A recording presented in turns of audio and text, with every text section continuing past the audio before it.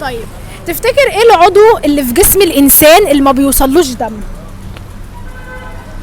العضو اللي في جسم الانسان اللي ما وصلوش ده سلسلة ظهره. ايه؟ سلسلة ظهره. لا فيها دم. لا ما فيش دم. مين قالك؟ انا اللي بقول لك ما فيش دم. طب انت عرفت منين؟ انا عارف سلسلة ما يجيبوها على التلفزيون ما فيش دم. ليه ما فيهاش دم بقى؟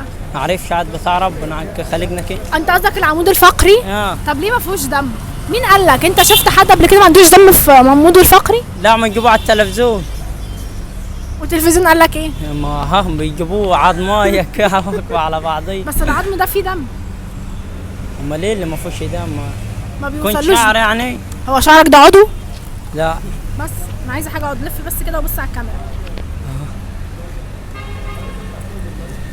طب ضفرين البني ادم. ايه؟ الضفرين. ده ايه ده؟ الضفرين اللي هي دي. الضافر. لا الضافر